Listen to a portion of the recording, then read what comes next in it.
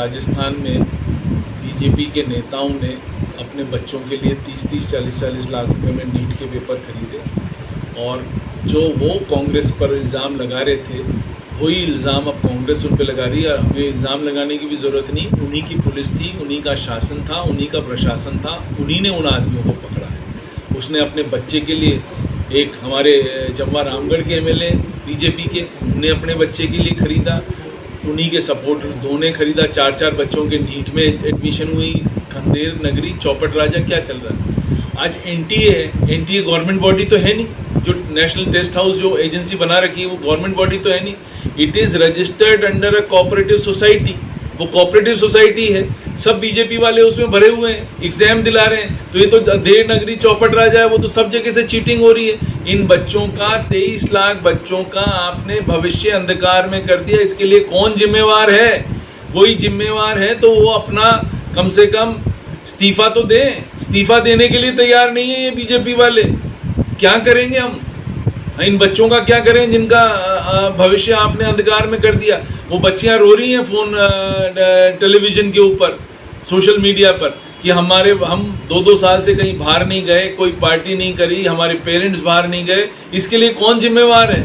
जो जिम्मेवार है वो इस्तीफा दें, जिन बच्चों के लिए जो खिलवाड़ करा है। हालत बहुत ही ज़्यादा ख़राब है।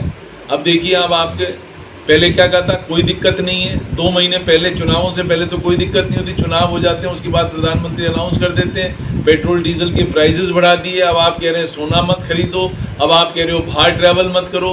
खुद ट्रैवल कर रहे हैं बाहर, उसका कोई लेना देना नहीं।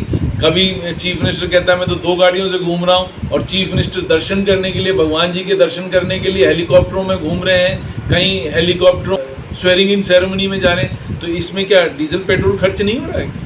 2 महीने से मैं तो कई दिन से आपको कह रहा था, ये तो मैंने दिसंबर में कहा था कि दिसंबर से वेतन नहीं मिलेगा। अब म्यूनसिपैलिटीज़ में वेतन 2 महीने से नहीं मिला है, ना अप्रैल का मिला है ना मई का अभी तक मिला है।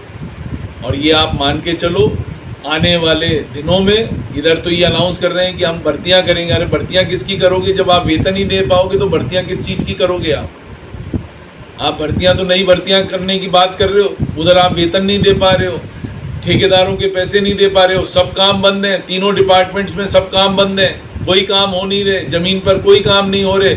इस साल के जो बजट अनाउंसमेंट्स हैं उनमें अभी तक रोडों के टेंडर नहीं हुए, पिछली साल के जो टेंडर हुए थे उनके काम शुरू नहीं हुए क्योंकि पैसे ही नहीं। हालत ख़राब है। अंधेर नगरी चौपट राजा है राजस्थान में, और इस राजस्थान में पब्लिक सब देख रही है। इनको मुंह तोड़ जवाब अगले 2 साल में ऐसा मिलेगा कि इस बीजेपी का नामो निशान राजस्थान से मिट जाए। कि सरकार ने जो पक्ष रखना चाहिए था सरकार की तरफ से, वो पक्ष ही नहीं रखा। अब ये क्या कर रहे हैं, कल से ये ट्रैक्टरों को पकड़ रहे हैं और उनसे कह रहे हैं GPRS लगा लो। अरे मैं खेती में अपना ट्रैक्टर यूज़ कर रहा हूँ, उसमें मैं क्यों GPRS 5000 का लगा लूँगा? मेरी टोटल यहाँ पर ईस्टर्न राजस्थान में ज़मीनों का रकबा इतना कम है, मुश्किल से 4-4, 5-5 बीघा ज़मीन है। मैं साल के 1-1.5 लाख रुपए कमाता हूँ, उसमें से 10% अपना खर्च कर दूँ GPRS में। GPRS मैं क्यों लगाऊँ यदि मैं अपनी खेती के लिए यूज़ कर रहा हूँ? जो लोग उसको कमर्शियल यूज़ में कर रहे हैं उनके GPRS लगाएं तो समझ में आता है। जो खेती वालों पर को पकड़ के पुलिस GPRS लगवा रही, क्या तरीका है? समझ में ही नहीं आ रहा। ये देखिए, सुप्रीम कोर्ट ने जो ऑर्डर दिया है, यदि राजस्थान सरकार उसका पक्ष ढंग से रखती तो ये हालत ही नहीं होती। अब आप देखिए, पूरे धौलपुर डिस्ट्रिक्ट में सब कंस्ट्रक्शन एक्टिविटी बंद हो जाएगी। कहाँ से आएगा? यानी रेत हमारे सामने पड़ा है, हमें सिंध से रेत ला के मंगाकर और अपना घर बनवाना पड़ेगा। भाई क्यों? आपने क्यों नहीं ऐसा आप काम कर देते कि भाई जिससे कि राजस्थान में भी ठीक से निकल जाए, धौलपुर में भी ठीक से बजरी निकल जाए। कोई सुनने वाला ही नहीं, कोई समझने वाला ही नहीं। कई बार कह दिया पक्ष ढंग से रखें, पक्ष ढंग से रखा ही नहीं सुप्रीम कोर्ट ने। सुप्रीम कोर्ट ने एक तरफा अपना फैसला सुना दिया, वो इनको कैरी फॉरवर्ड करना पड़ेगा। ना इनके पास आदमी है, ना संसाधन है, किस तरह से करेंगे? थोड़े दिन चलेगा, शक्ति जब तक चलेगी, फिर उसके बाद वापस चालू हो जाएगा। तो मेरा ये मानना है, कम से कम जो एग्रीकल्चर में ट्रैक्टर यूज़ हो रहे हैं उस पर GPRS नहीं लेंगे। आपको नंबर लिखवाने, आप हर ट्रैक्टर पे नंबर लिखाएं, हम आपके साथ हैं बिल्कुल। हर ट्रैक्टरों पे नंबर होने चाहिए, ट्रॉलियों पे नंबर होने चाहिए, कोई दिक्कत नहीं। बट कम से कम ये जीपीआरएस का तो खत्म करें। जो कमर्शियल ट्रैक्टर चला रहा है वो जीपीआरएस लगा के रखे, जो कमर्शियल में ट्रैक्टर नहीं चला रहा है वो क्यों जीपीआरएस लगा के रखेगा? 5,000 रुपये खर्च करेगा, 5,500 रुपये जीपीआरएस लगाने के लिए, क्यों? किसान नहीं समझता है, किसान भी समझता है, किसान भी अपने आप को ठगा सा महसूस करेगा कि भाई वो तो चला नहीं रहा है, रेत और कहीं ट्रैक्टर चला नहीं रहा है, वो तो अपने खेती के लिए यूज़ हो रहा है, कोई भूस ढोने के लिए यूज़ हो रहा है, वो क्यों लगाए जीपीआरएस? उसमें व्याख्या भी ये कर रखी है। जो यहाँ पर व्याख्या करने वाले हैं उनको समझना पड़ेगा कि इसकी गलत व्याख्या नहीं करें। उसने कभी भी ये नहीं कहा है सुप्रीम कोर्ट ने कि सब में जीपीआरएस लगेगा।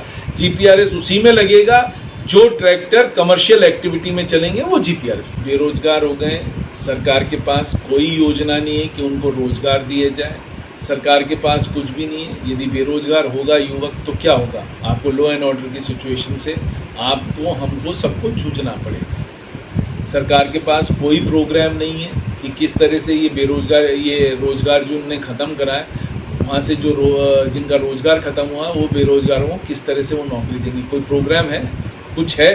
कुछ भी नहीं है। एक तुगलकी फरमान है जो जारी करता है गया, वो बेचारा किस तरह से अपना घर चलाएगा, किस तरह से अपनी रोजी रोटी चलाएगा, उसका इनके ऊपर कोई असर नहीं। तो मैं ये कहना चाहूँगा कि सरकार को सोचना समझना चाहिए, पैरवी ढंग से करनी चाहिए, जिससे कि कम से कम ये इस बजरी जो खनन कर रहे थे उन लोगों को जो प्रॉब्लम आ रही है उसको सेव करा जाए। अब आप वहाँ का हाल देख लीजिए, सरमत्रा का। सरमत्रा में माइनिंग नहीं करने दे रहे हैं, ना पुलिस डिपार्टमेंट करने दे रहा है, ना माइंस डिपार्टमेंट करने दे रहा है, ना फॉरेस्ट डिपार्टमेंट करने दे रहा है। पूरा धौलपुर का उद्योग खत्म करने पे तुली हुई है बीजेपी सरकार। कोई धनाधोरी नहीं है, कोई पूछने वाला नहीं है। यहाँ कुछ जननेता हो गए जिनका वेस्टेड इंटरेस्ट हो गया है, वो वेस्टेड इंटरेस्ट से धौलपुर की माइनिंग खत्म कराने में लगे हैं भरतपुर वाले। सीधा मेरा आरोप है भरतपुर के राजनेताओं पर कि उनकी वजह से धौलपुर में माइनिंग खत्म हो रही है। यदि वो चाहें तो धौलपुर में माइनिंग चालू हो जाएगी, वो नहीं चाह रहे, नहीं तो 1-1.5 साल का इंतजार और कर लें, फिर तो हम चालू करा ही देंगे। और जिनने ये काम कराया उनके खिलाफ इंक्वायरी भी कराएंगे कि ये क्यों कराया।